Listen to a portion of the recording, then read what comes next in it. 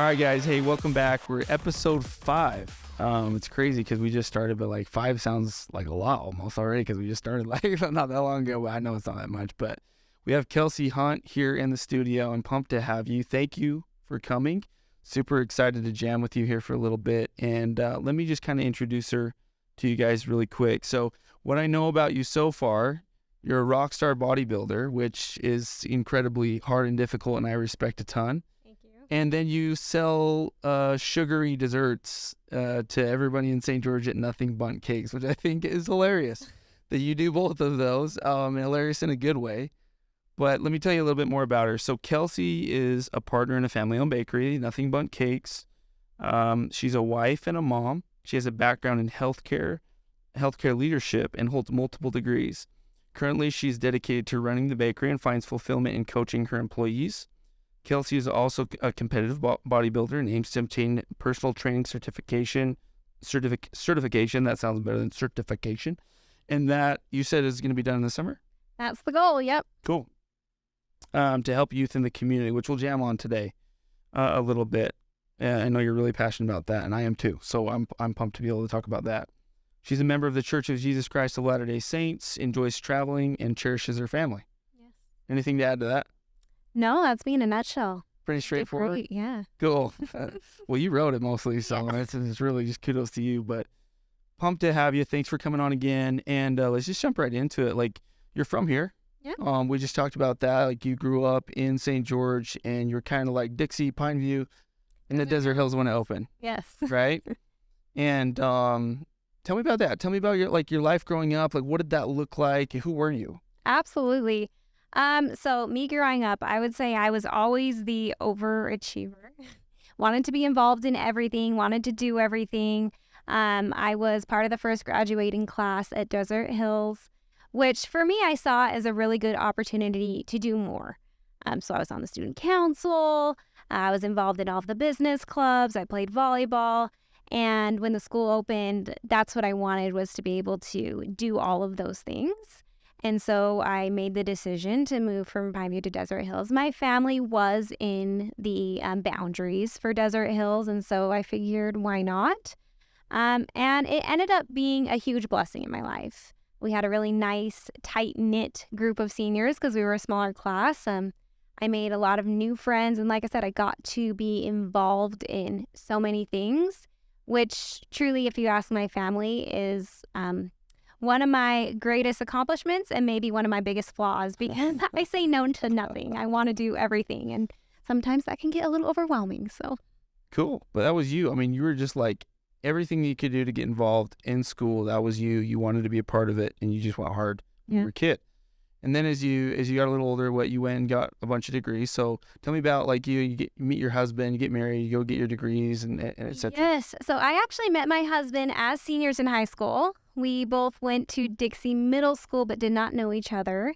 Long story short, I, in my naiveness, posted my phone number on another gentleman's wall as a high school person and got a random text from him saying, "You shouldn't do that. Any creep could text you." And lo and behold, that's my husband. That was your husband. That's so funny. So, yes, here we are now 11 years later. He'll probably correct me because I never get it right. But in fact, yes, we just had our 12th anniversary last month. Awesome. So 12 years later, yourself, so we're good. Happily married. And yeah, so it's been a journey. I graduated from Utah Tech here. I stayed home to save some money while he was on his mission. And then went up to the University of Utah, where I got my degree in healthcare administration and an MBA. I was always passionate about healthcare. That's what my dad did growing up. And I wanted to be just like him. He's always been a huge example in my life of just extreme work ethic. And that's what I wanted to do. And so let's talk about that for a second, because I think that's so important and interesting. And not everybody has that. Not everybody has a supportive parent, right? That's true. But where you said that you did, what did he instill in you that you feel like is still there today? The biggest thing that I always say that my parents instilled in me, that the day I die, if there's one thing that people remember about me, is noticing those who are around me in need of help, and stopping, no matter what I'm doing, no matter how busy I seem, no matter how inconvenient it is, to recognize their needs and help where I can. And that was always my parents, like, randomly paying people's power bills when they're in line at the power store, stopping to help the literally old lady cross the street. All of the little small things, they always did them. And it didn't matter, like, how inconvenient it was. And watching my dad do that with his employees as well in the healthcare setting as an administrator of an ophthalmology practice, I just wanted to do that. I wanted to have access to that, and I wanted to be in an environment where my primary role was making sure that people got help. Interesting. Yeah. So it carried obviously throughout school and everything you do. How does it help? This is an interesting question. But now you run the Bundt Cakes. Yes. Well, this is funny because you just brought me one. So it's very good. You're the first person in 5 episodes to bring me a gift, which I think is so backwards. Like, what can I give you for coming on? But that's just part of you. That's just part of you, right? Yeah. And I think that's cool. But how does that relate to, obviously, your business and then bodybuilding, like that, what he instilled in you, like giving back? Because some people could maybe say on the bodybuilding side, like, that's selfish. It's very selfish. Yeah, so let's start with the business. Yeah. I never intended to leave my healthcare career. I loved it. And again, being very focused on accolades and achievements, those are the things that bring me joy, my love language, if you will. Okay. Stepping away from that was like, I don't know if I can do this. But going into the business with my family, we knew it was the right thing, that I was the one that needed to step away and be a part of it. And what I've come to find out is that the greatest joy of doing this is the opportunity I have to work with my employees of all backgrounds. I can't tell you how rewarding it has been to have parents, specifically for some of our younger employees, say, my child is really struggling. They want to have a job, but they're really struggling in school with fitting in or these other things. And then weeks later saying, I've never seen my child so happy. They love coming to work. Or having some of my older employees say to us who have struggled with mental health issues and say, I've never felt so safe in the workplace. That is so rewarding. Yeah. And I didn't realize that I could have that same joy of achieving all these high titles and accolades that I was in my previous career by just helping with frontline staff. You don't get that. Like, growing up as a kid, I didn't really work that much. I was playing baseball all the time. And in some ways it was great, honestly. And I feel like it helped me and now the business that I have, because it taught me the things that I needed to learn and know and to be able to apply to business. But what I'm getting at is, like, I would just observe other people going to work and they hated it. Like, their boss was always the military guy that was just like a top down, right? Like a dictatorship. And what you're describing is you're almost a coach. Like, it's a culture, it's a vibe, it's a feeling. You're able to affect people's lives. I think that's amazing that you look at that. Like, out of all the things that you could have just said about making money, or I want to make money, or I want to bring in more income, or I wanted to, grow an empire, it's like, no, your first thing was, I want to change people's lives. And those things happen organically when you truly care about the people that work for you. And I'll say, there's been moments when we've gone to hire an employee and we're like, oh, we're just not sure that this is the right fit for us, for the bakery culture, but I just feel like this person needs to be here. Yeah. It might not be the best business decision right now, but I know it is the best decision for this individual and us in the long run. Someone in the culture. Yes, because we are constantly learning from them. And they're constantly touching our lives in ways that I can't even express. But it's not always about the business decision. And that's, it's been so eye-opening for us. It's been so rewarding. And a lot of times it does end up affecting the business in a positive way, because that person was meant to be there for a reason. And that's as we've developed our culture over our 3 years of being open, it's become more and more like that because we're learning how it's all about the people. Yeah. It really is. And if you can affect them and trust them and build that kind of relationship where they want to be there, they're happy to be there, they feel safe there, which is the biggest thing, that is going to affect your business, or at least has affected ours more positively than anything else. 100%. I mean, I could go into a business, and if I just have a negative, it's like the energy that's put out, right? You're putting so much positive energy into your employees, which is your front line, that are going to connect with your clientele, like customers, I guess is a better word. But like, if you're pumping that into them, like that vibe is going to attract the tribe that's out there, and they're going to feel that. Like when I go into a business and somebody's kind of like raunchy or whatever, like, I don't want to be here, I feel it, and the food almost doesn't taste as good. When somebody's so nice and so kind, that's what makes me want to come back. And it makes the food taste better. I swear it does. It really does. It's the weirdest thing, right? Baked with love. But it's a cool concept that you follow, yeah. And I appreciate like the compliments, but I wish I could say we've been 100% with it, right? Yeah. But it's a learning experience too. And there have been times where, I've made a mistake, and I've had employees express things, and all you can do is apologize and recognize when you've fallen short. As a manager, I'm not perfect. I am a human. Sure. And I hope that my employees do recognize that I am willing to take their feedback as much as they take mine. And that is one thing I tell every single employee when I hire them is I expect you to hold me as accountable to the things that I promise you, to making sure I give you the resources that you need to be able to do your job effectively and to feel safe here, just as accountable as I hold you. Yeah.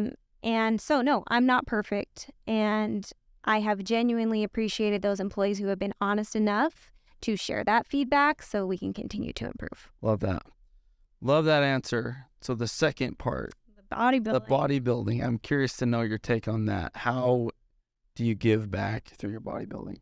Yeah, I think for me, bodybuilding is a selfish endeavor. It is. It takes a lot of time.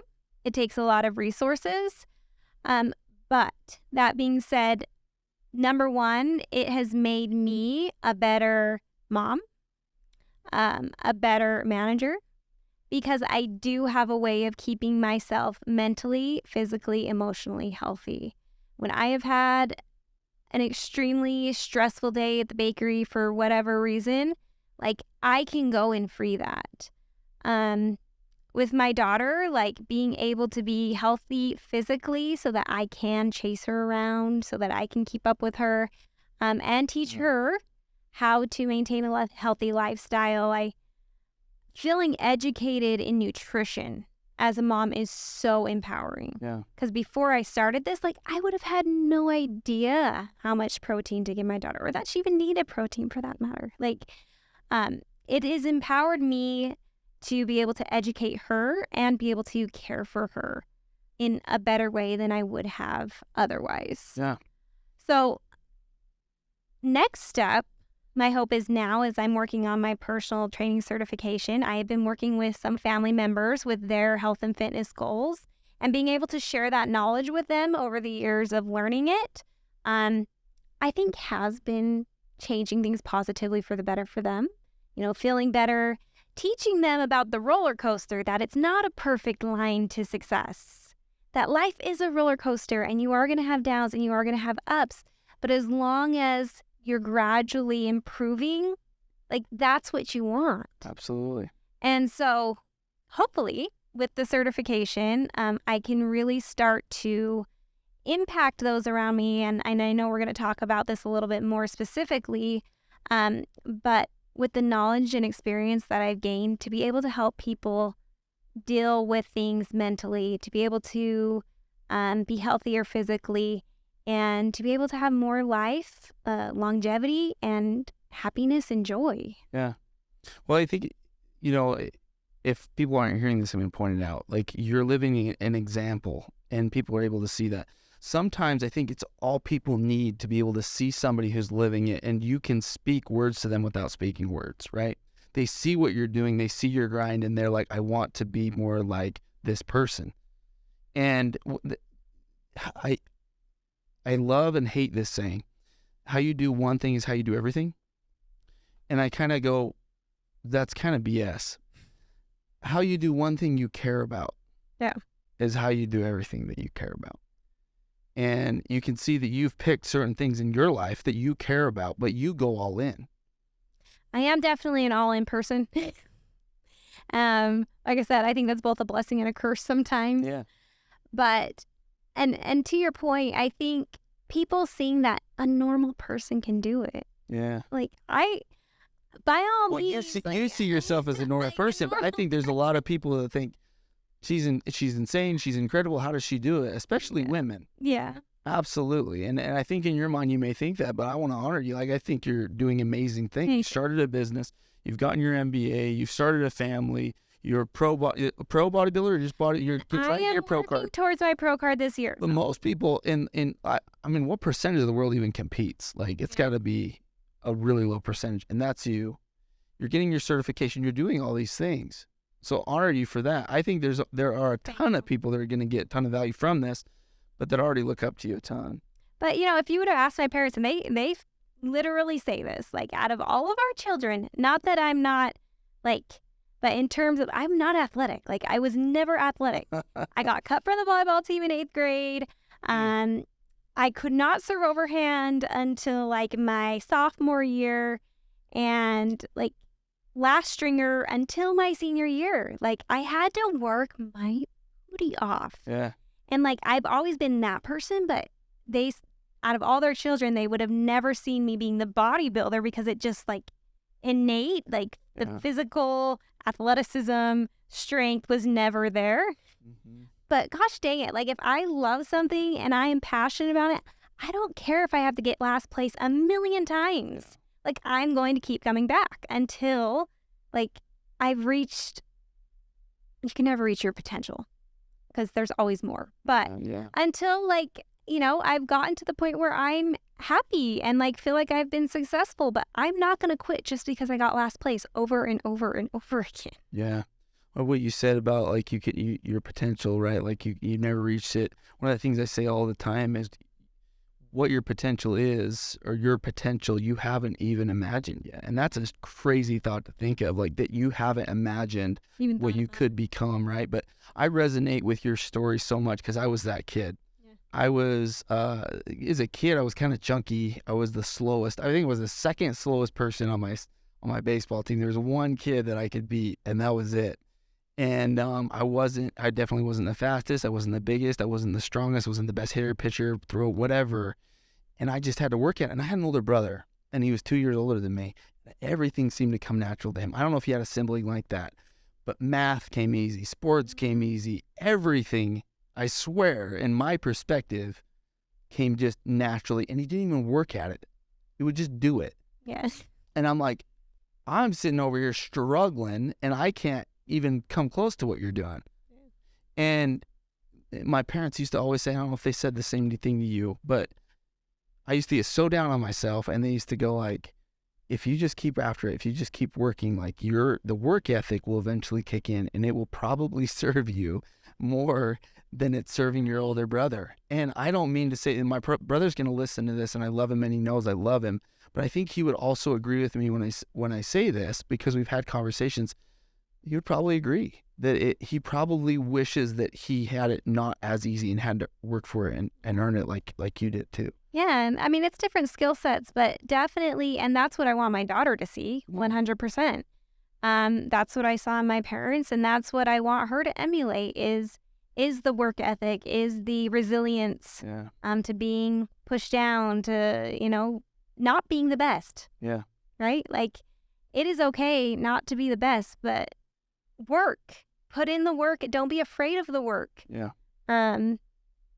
My sister loves to tell a story. My older sister, she was one of my volleyball coaches when I was a freshman. And like I said, I wasn't able to serve overhand until my sophomore year. And we were in this one particular practice, varsity to freshman, okay? So everybody was there. We were doing a serving practice, I guess. And the coach said, like, nobody is leaving this gym until Kelsey gets one over the net. And it's so How did you feel in that moment?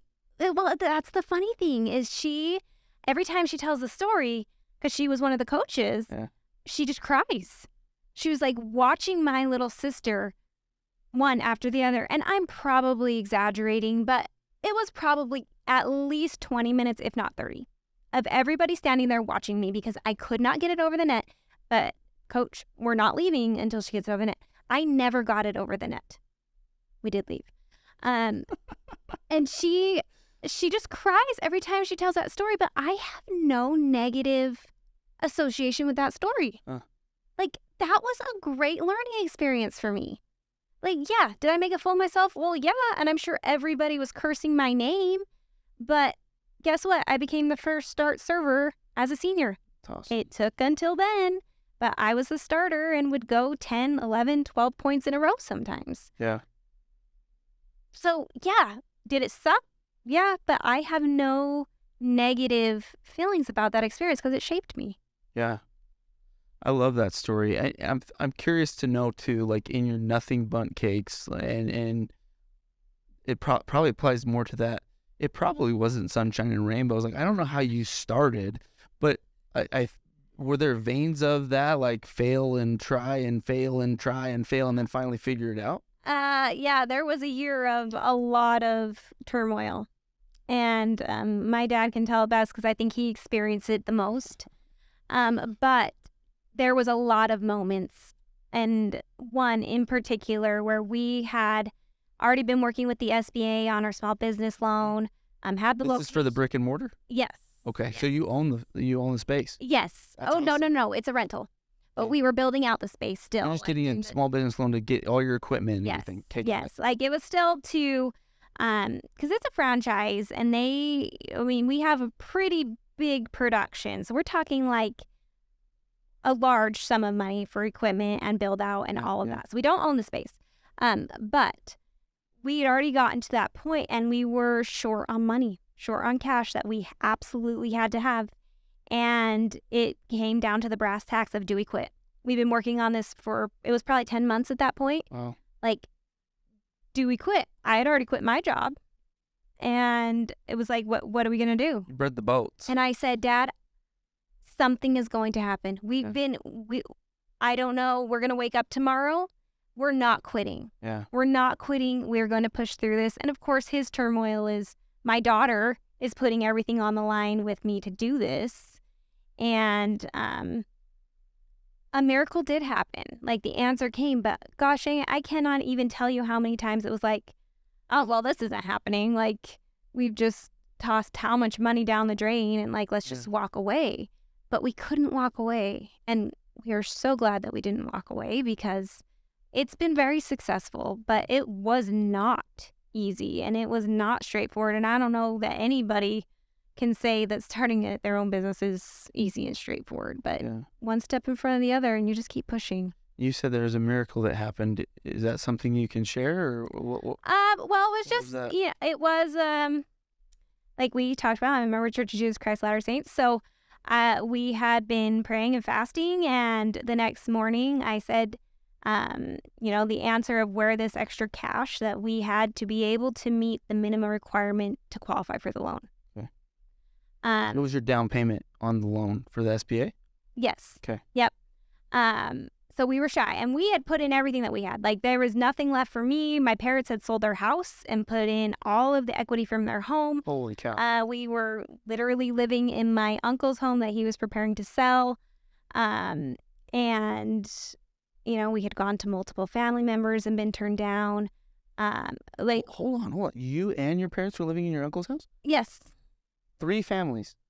Well, my uncle wasn't living there because he had moved away for a new job, and they were trying to sell his But it's house. you and your husband. Yeah, my parents. Did you have your child Not yet. Okay, but it's you and your husband and both of your parents. So there's 4 of you. Mm-hmm. 2 couples living in your uncle's house. Yeah. Because they sold their house so that you can put it in the business. And now they're ready to just walk away from all that equity that they put into their house. Because we just didn't see another enterprise. I had talked to people from my past job who invested in businesses. I mean, we had been through the ringer. Like, I can't even tell you. And, beat up. And the answer that we needed did come that day. We had one more conversation that my dad was going to have. And I said, this is the answer. It's going to happen. And that's specifically what we prayed for, that this answer would happen. And it did. Like, really, truly, the day that it was like doomsday, like today or no day. Wow. And that was the manifestation that we were doing the right thing. Yeah. But, we wanted to quit a lot. There's something there in that story that I love so much. And it's like, I say this all the time too, is that everything good is on the other side of pain. And sometimes that pain is what allows you to stay committed to something. Yeah. And you've probably seen that in your bodybuilding too. But in business, it's so true that I think, so I'm a member of the same faith, right? I served an LDS mission. I remember the beginning of my mission, when I'm teaching people about the church, it's a hard thing to join the Church of Jesus Christ of Latter-day Saints. Like, it's tough. It's hard to stay in it sometimes. It's hard to stay in it. I agree with that. I've come out with stuff. It's not easy. The culture can be hard. There's people who say things, and sometimes you get triggered. But like you gotta have your own personal relationship. I think is important for sure. But on my mission, I remember at the beginning, your purpose is to be able to go teach people about Christ and then get them baptized and help them join the church and have a better life. At the beginning, I was just like, hey, we'll take anybody. Like, we'll just try and make it easy for you. We'll try and let's hey, you didn't smoke for a week? All right, great. Yeah. Like, that's kind of our rules. It's good. Like, you've been to church once or twice? Great. Like, whatever the minimum requirements were, it was like, if they met those, which they weren't crazy hard, even though they kind of were, I'd be like, okay with it. So this is my point, and it kind of goes back to your point with your struggle and the miracles with nothing but and being able to make it work. Is the very last person that I baptized on my mission, her name is Teresa, and hopefully she listens to this, actually. I haven't connected with her for a while, but that's a reminder for me to send her this. I remember praying specifically at that time, is right at the end of the 2 years. It was like, God, make this hard for her. And it was so weird, like, having that come out of my mouth. Like, make this difficult. Because I'd see people that I baptized at the beginning of my mission that just didn't last. And I was like, it was because I was getting in the way. I was taking that pain away from them because I felt like I could. And at some point, it hit me, quit taking the pain away. Like, and to get like religious for a second, it's like, that's what Jesus is there for. That's what the Savior's there for, right? That's his job. That's not my job. My job is to lead them to him so that he can heal them. Why am I getting in the way of the Savior? Yeah. But it needs to be difficult. And so I think it's a parallel in life. And I think all things can connect in some ways if they're true. And that's absolutely a true principle, that if you go through the pain, you will succeed if you just never give up. Yeah, I mean, you hit the nail on the head on there. It 100% true that the difficulties that we faced opening this bakery are what we now connect with, and the obstacles that we continue to face, and every business does, and gets us through to be like, yes, we're doing the right thing, and this is worth it, and the connection to the miracles that happened have been the greatest blessings in our life. And some of the other turmoil I've been through in my own life have completely shaped the trajectory, have given me a stronger marriage, have made me become a mom that I didn't think I wanted to do, but is the greatest joy of my life. Yeah. The most painful things I've been through have created the most joy and most value, for sure. Do you feel like you gravitate towards pain now a little bit? You almost feel like, hey, I don't want to do this, but I know I should, so I'm going to? Well, I mean, if we look at bodybuilding, yeah. You do it every day. No, yes, it's so true. But like today even, I mean, I've had moments, I posted about this in my stories for anybody that's seen that last week, of breaking down in tears at the gym because I was so tired, in so much pain, I wanted to quit. But there's nothing that feels better than when I finish. Yes. For sure. And so, yes, being in pain, doing difficult things, knowing how rewarding it is when you get through it is maybe a little bit addicting. Yeah, it is a little bit. You like almost gravitate toward, it's going to suck. But if you can get in the habit of gravitating towards pain, there's huge growth. Yeah. I totally agree. Let's talk about bodybuilding for a little bit. We've talked about all the sugar and the unhealthy stuff. Let's get into the healthy stuff. I think there's so many women that want to get in shape, and they probably see you and they go, how in the world am I ever going to catch her? And they may not ever.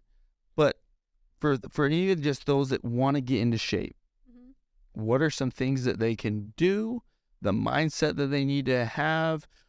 What helped you to be able to develop into the person that you are in bodybuilding? Yeah, so the first thing I want to tell all women and all people, honestly, especially those that maybe see bodybuilders or CrossFitters or anybody that takes a sport to an extreme, is it is a sport and it is an extreme.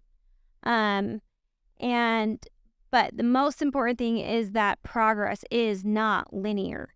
Okay? Life is not linear, just like what we're talking about. Yep. Like, you go through downs to feel the highs. And so, my personal story, I've had some really good highs and some really low lows. One of the things we talked about before we jumped on here is at one point, I gained 30 pounds after a show in 2 months.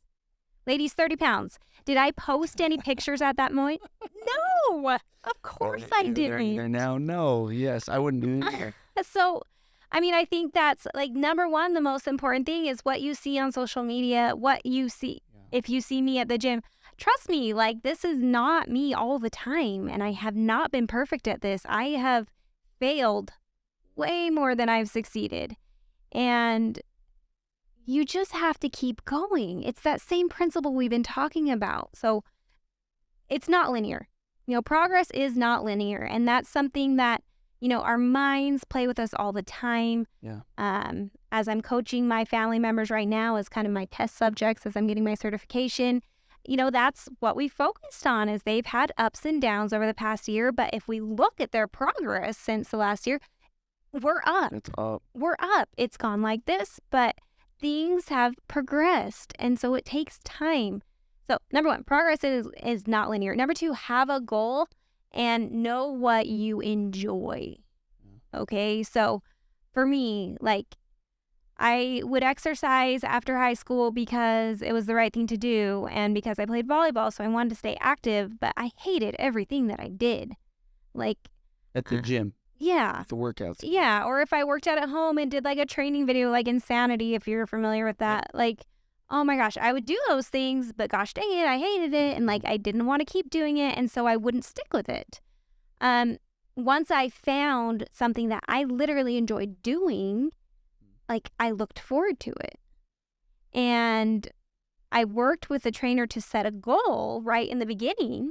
And having the goal in mind and seeing my progress getting towards that was so motivating. Like, it just kept me going. And it was like, I enjoy coming and doing what I'm doing every day. I don't want to do this other stuff. Yeah. Like, I don't enjoy doing that. I still, 5 years later of this journey, I still don't want to do that.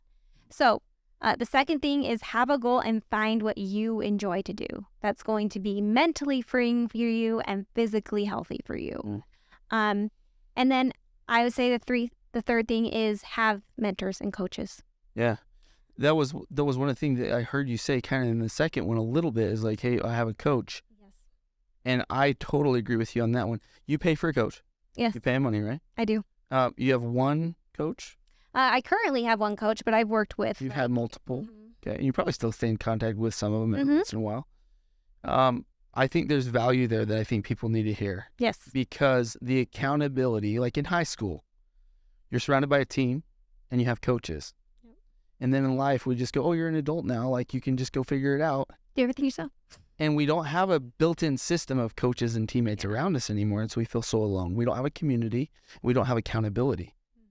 But the cool thing is if you change your mindset and just go, if we all do, you get a pick. And all it is paper. You get to pick who your coaches are. That's true. In high school, you didn't. Yeah. Not really. They were appointed. You got who you got based on where you lived. True. And your teammates, you didn't get to pick those people either. Now you got to pick it all. You got to create your life exactly the way that you want to create it. And nobody even knows it. Nobody even realizes that I can just pay this money and go and get that perfect accountability for me and the team and community around me that I want, that I vibe with. That's true. And you don't have to stick. I mean, I have had multiple coaches, and I'm finally with the one. Like, this has been my best prep, my best training for the past 18 months that I've ever had, because it is the right coach for me. Huh. But it is so important. And it is a hard investment initially. Yeah. It is, because anything that you're putting your resources towards is a risk. Yeah. And so, but the dividends in the long run, I am so much healthier than I would have been without a coach. And I can't imagine the other bills that would be coming my way if I didn't have that. So people are the most valuable resource in this world. They truly are. And finding the ones, like you said, I love that. I've never thought about it, but it's so true. You get to handpick your support system and who's around you. It makes all the difference.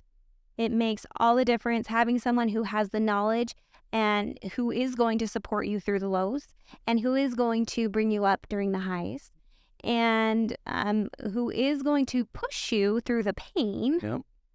And that would be the one thing that I think people are so scared to invest in that or don't fully understand the value of it. But there's nothing more valuable in this world than people. Yes, 100% agree with that. Your most valuable asset is people, for sure. I spend quite a bit of money. In the last 12 months, I've spent over $50,000 in coaching. And there's multiple coaches. It's not just one. Sure. You have a marriage coach, family coach, fitness coach, business coach. And all of those coaches, at first, I remember the most money I dropped at one time was $30,000. And this was the thought I had. I was in Nashville, Tennessee. I just got done with an event. And the event's over. It's 3 days, and we get to go shower because it's kind of a physical / business event. It's really difficult physically, and then they're pushing you from 6 a.m. to 9:30 a.m. every day. It's mentally tough too. But I get to the end of it, I was like, that was so cool. That was life changing. That was exactly what I needed, and it was difficult. And I get in the I'm in the shower, and all good thoughts come in the shower, by the way. So if you want good thoughts, just go to the shower. But I'm in the shower, and I'm thinking to myself, am I going to pay for this? It's $30,000 if I pay upfront in cash. It's $36,000 if I want to find or just pay monthly. And I'm thinking, God, $30,000's a lot of money for a year. That's a lot of money to just drop, and here you go. I trust you. Yeah. You're gonna this is gonna pay off. And then I had this thought in the shower, and it was this. I had the thought of my little girl and my little boy, and then I had a thought of my wife, and then I had a thought of their spouses, and then their kids, and their kids, great grandkids, and the tree all the way down. And I thought to myself, if I don't invest in myself, how does that affect them? And if I do, and I apply myself, how does that affect them? And it was over. And I had one other thought. It was rising tides raise all ships. Be the rising tide and affect generations. Be that one. Be the one that changes your family tree. And it just hit me so hard in the shower. I walked up right after to the people who were taking the money. I said, I'm paying it full. And they're just like, okay, cool. And it totally has changed my life. And my wife could attest to it. She's like, you're a different person because of that. And I would never take it back. But there was accountability, and the pain was paying that money. And I think sometimes people need to realize that it's painful to pay the money, and everything good is on the other side of pain. You will figure it out, but you don't need to look at it as pay the money and then you give me something. Yeah. In working out and fitness, it's very much that way. You're paying money to go through pain. Yeah. And you got to put in the work. You're just getting all right, high five, keep going. Here's your workout that I just made you go through that. Yeah. You want to die, but you got to still earn it every single day. Yeah. Fitness to me is the best thing to look at with growth in personal life. If people are struggling mentally or in any form of their business, just work on your fitness and it will start to bleed into everything. Yeah. I feel like. It's so true. And, one of the things that we talked about earlier that I think is worth mentioning at this point is how much positive influence and change fitness can have on people mentally. For me, I've touched on this. Going to the gym is truly an outlet. It is the time for me to focus internally to push through the pain, which releases pains that are not even associated with my, muscles that are burning up or my accelerated heart rate. It opens my mind. I can think straight, and I feel more prepared to take on the next day's challenge with more resilience. And I know from it what reward comes through going through hard things. And that is the message that I feel is so needed in our community, especially with our youth. In light of recent circumstances that have happened in our local communities, mental health is a problem right now for young and old. It doesn't matter. It is not particular to any one group. But I specifically feel that the youth in our community need to have a place that is safe, freeing, where they can heal from some of the inner turmoil that they're having, that they can find something that they're passionate about, that they can reach through the pain and see what joy comes through when you are resilient, when you accomplish those things that you didn't think you'd be able to. When I sent those initial pictures to my very first coach and said, these are my goals, I was laughing. It was a joke. Like, I did not think that was ever going to happen to me. And then when I competed and he said, maybe one day you'll want to go pro. Again, we were laughing. It was a joke. Like, never in a million years had that even crossed my mind. Here I am fighting for my pro card with everything that I have.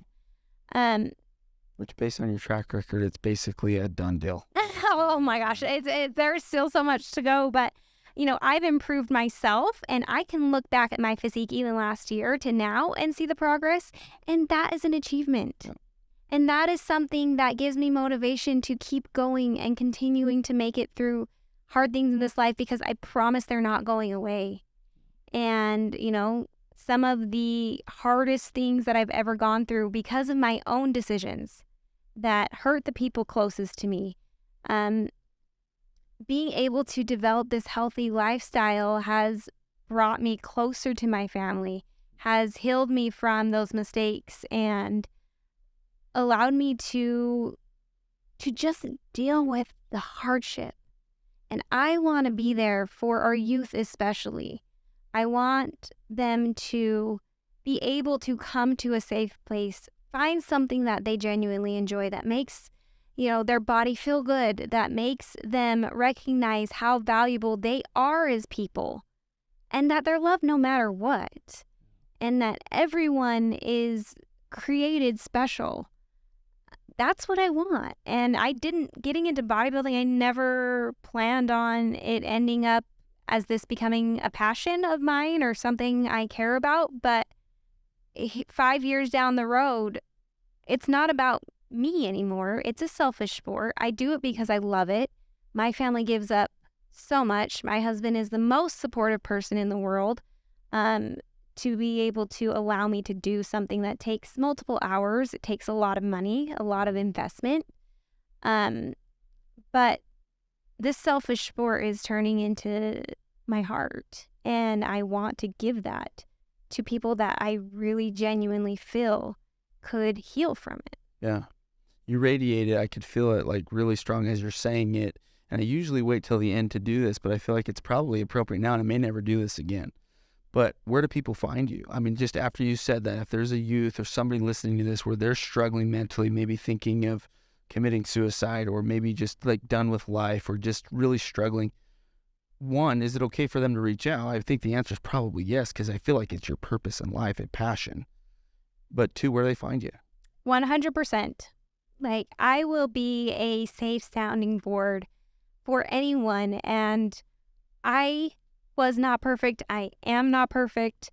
I admittedly put out more positive things about my life on social media and every other outlet there is than I do the negative. But I've made mistakes, and I've been through hard things, and I've hurt people, and I've been through the mental anguish of not being sure that going another day is the right choice. Not a lot of people know that. But I've been there.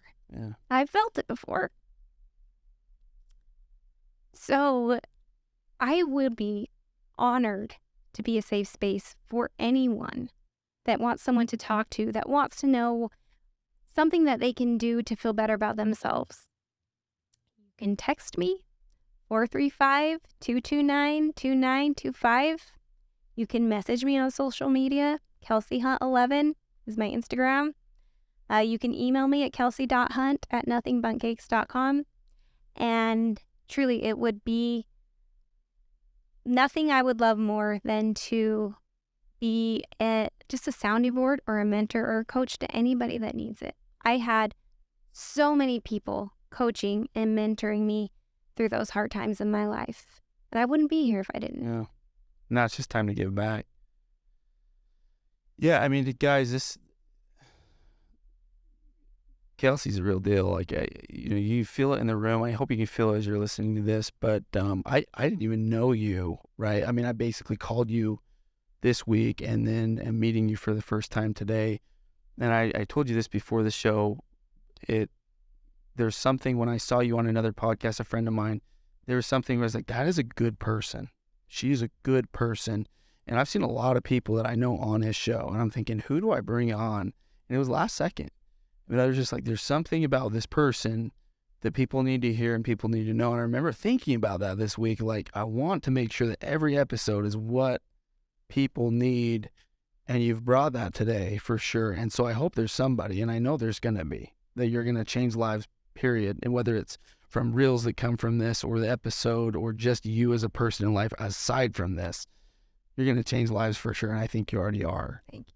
So thanks for being vulnerable and willing to share that. I love that, by the way. And I think if more of us were okay with sharing those things, then people would know where to go when they're starting to feel that way. And we've all been through hard parts. I mean, that's the hardest thing about the world that we're living in is we don't want people to know that. Yeah. Nobody wants anybody to know that about them. No one wants people to see their failures. And so we try and put out there all of the good things, but we've all made mistakes. We've all been through difficult things.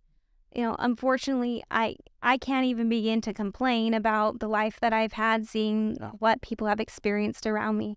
But at the end of the day, like, knowing that there's people out there that are going to love you no matter what. Unconditionally. Which is amazing.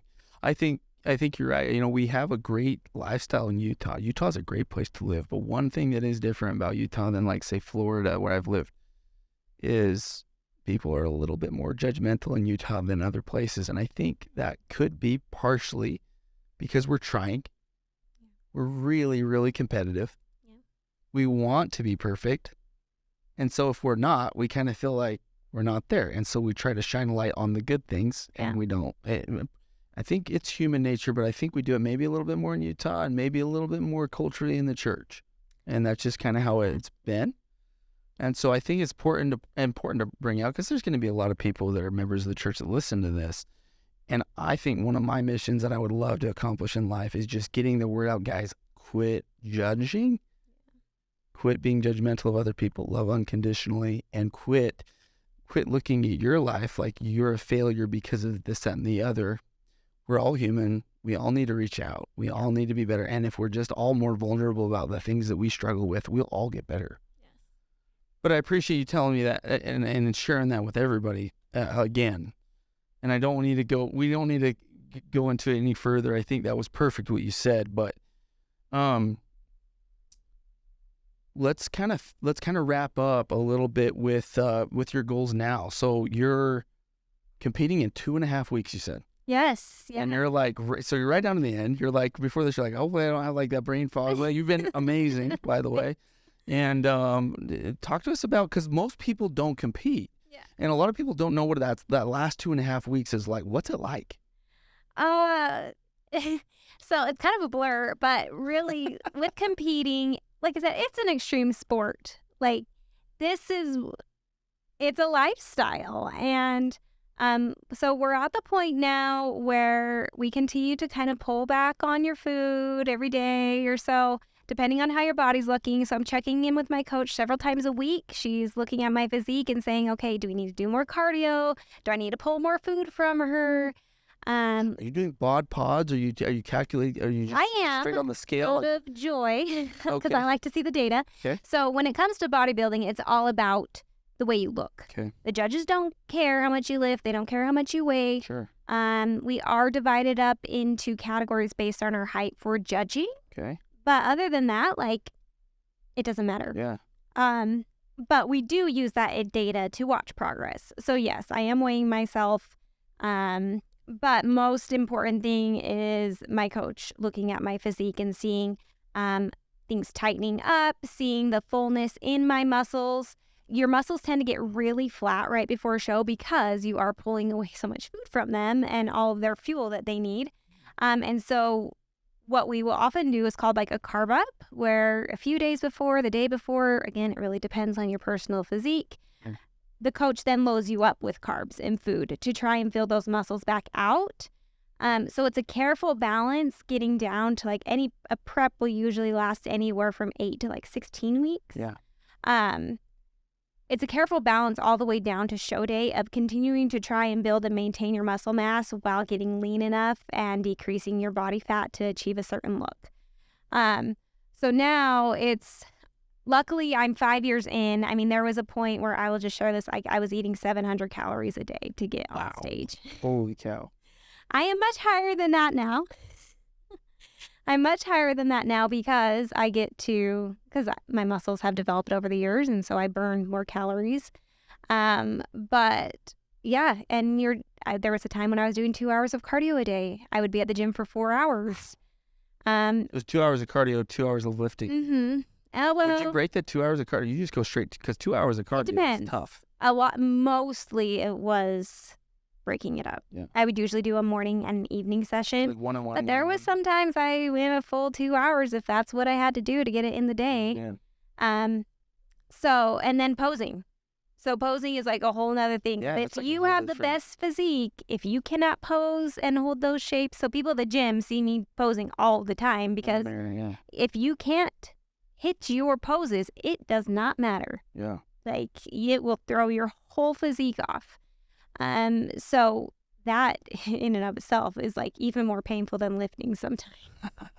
My back soreness after a posing session is legit. So between all of those things, I'm dedicated at this point anywhere from 3 to 4 hours a day, plus my diet.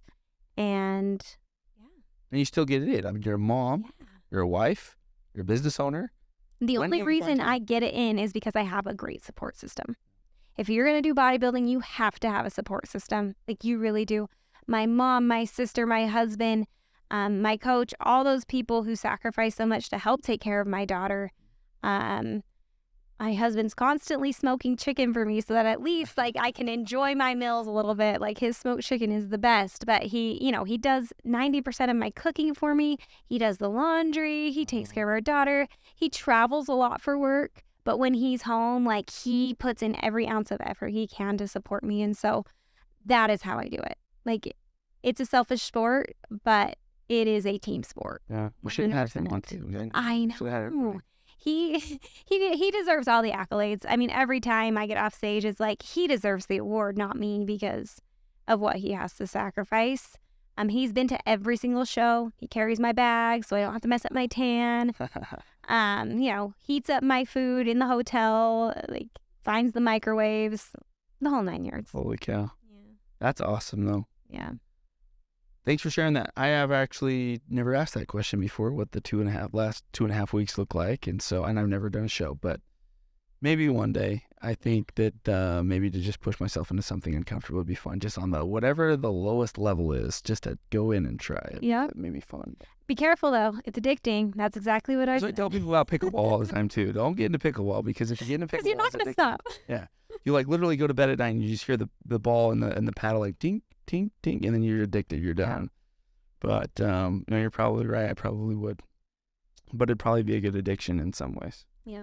Anyway, I hope you guys got a ton of value out of today. I think this person, this human being that's sitting in this room is an incredible person. Like I said, I just met her. But go follow her. I think you're going to want to. You're going to want to follow her on social media. And you've already said where to follow you. But for those that didn't hear it, tell them one more time on Instagram. What's your Instagram handle? Kelsey Hunt 11. Kelsey Hunt 11. Go follow her. Hit her up if you have anything, any questions. Maybe it's about bodybuilding. Maybe it's about life. Maybe you're struggling with something. But this is a person that you're going to want to connect with in one way or another. I meet very few people. One thing I will say is I do know quite a few people in the bodybuilding space. And I don't think I've ever met somebody, and I don't mean this if anybody of them are listening to this, I don't mean this in a bad way, but I've never met somebody that's so genuine and so giving and so not about themselves as you. So I want to honor you for that. It's a very unique thing that I've never seen before. Probably get that a lot. I don't know if you do. But if you don't, you should get that a lot. So go follow this person. Thanks for tuning in, and hope to see you in episode 6. Thanks, guys.